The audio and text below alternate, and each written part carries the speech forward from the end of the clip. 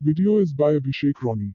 Corona virus virus का उपपरिवार। यह लेख कोरोना वायरस समूह के बारे में है। महामारी फैलाने वाले कोरोना वायरस के लिए 2019 नोवेल कोरोना वायरस देखें।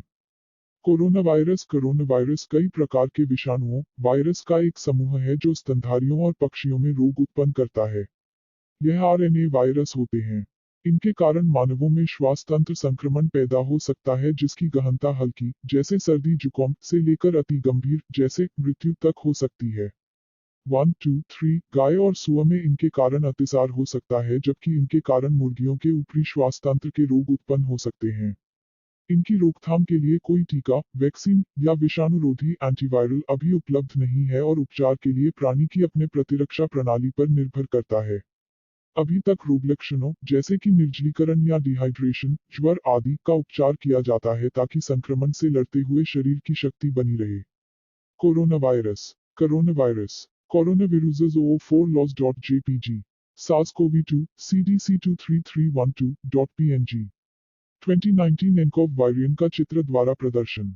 विषाणु वर्गीकरण ग्रुप 4 प्लस SSRNA अधिजगत वायरस जगत राइबोविरिया संघ अनिश्चित गण निडोविरल्स कुल कोरोनाविरिडाए उपकुल ऑर्थोकोरोनाविरिने वंश alpha coronavirus beta coronavirus gamma coronavirus delta coronavirus चीन के वुहान शहर से उत्पन्न होने वाला 2019 नोवेल कोरोना वायरस इसी समूह के वायरसों का एक उदाहरण है जिसका संक्रमण सन 2019-20 काल में तेजी से उभरकर 2019-20 वुहान कोरोना वायरस प्रकोप के रूप में फैलता जा रहा है।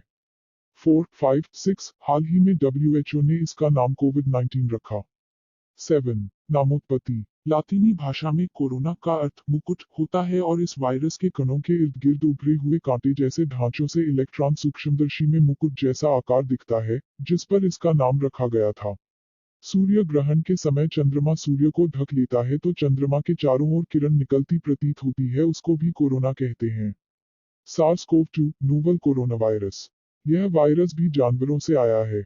ज्यादातर लोग जो चीन शहर के केंद्र में स्थित Huanan sea food wholesale market में खरीदारी के लिए आते हैं या फिर अक्सर काम करने वाले लोग जो जीवित या नववध किए गए जानवरों को बेचते थे जो इस वायरस से संक्रमित थे। चूंकि यह वुहान चीन से शुरू हुआ इसलिए इसे वुहान कोरोना वायरस के नाम से भी जाना जाता है। हालांकि WHO ने इसका नाम SARS-CoV-2 रखा है। जैविकी पदविज्ञान ये बड़े गोलाकार कणों के रूप में होते हैं। 8 वायरस के कणों का व्यास लगभग 120 नैनोमीटर होता है। 9 वायरल कैप्सूल में एक लिपिड बाइलेयर होती है जहां मेम्ब्रेन, झिल्ली, आवरण और स्पाइक संरचनात्मक प्रोटीन डिले होते हैं। 10 कोरोना वायरस का एक उपसमूह विशेष रूप से बेटाकोरोनाविरस उपसमूह के सदस्य हीमोग्लूटिनिन एस्टरेज नामक एक छोटा स्पाइक जैसी सतह भी प्रोटीन है। कैप्सूल के अंदर न्यूक्लियोकैप्सिड होते हैं जो कि न्यूक्लियोकैप्सिड एन प्रोटीन की कई प्रतियों से बनता है। ये आरएनए युक्त विषाणु होते हैं। 11 जब यह होस्ट सेल के बाहर होता है तो लिपिड बाइलेयर कैप्सूल, झिल्ली प्रोटीन और न्यूक्लियोकैप्सिड वायरस की रक्षा करते हैं। 12 जीनोम इस विषाणु में एकल आरएनए युक्त जीनोम पाया जाता है। कोरोना वायरस के जीनोम का आकार लगभग 27 से 34 किलोबेस तक होता है। 13 रोकथाम भारत में इसके रोकथाम के लिए सभी गैर आवश्यक कार्य रोक दिए गए हैं और लोगों को अपने घरों में रहने के निर्देश दिए गए हैं। वर्तमान में बचाव ही इसका इलाज है। इसी को देखते हुए भारत सरकार ने पूरे देश में 17 मई तक लॉकडाउन की घोषणा कर दी थी जिसे बढ़ाकर 31 मई कर दिया गया। इसके बाद अभी भी कुछ छूट के साथ 31 जुलाई तक लॉकडाउन जारी रहेगी। 14 टीम 11 कोरोना महामारी से बचाव के लिए उत्तर प्रदेश सरकार द्वारा हाल ही में टीम 11 का गठन किया गया है जिसका उद्देश्य देश में फैले कोरोना वायरस से बचाव के लिए लोगों तक जरूरी सामग्री को पहुंचाना है। 15 आवश्यक पहल असम में स्टेडियम में आइसोलेशन सेंटर बनाने की पहल की गई।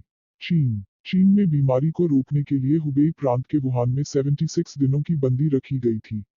संयुक्त राज्य America United states of America corona के कारण अमेरिका को सबसे अधिक नुकसान का सामना करना पड़ा।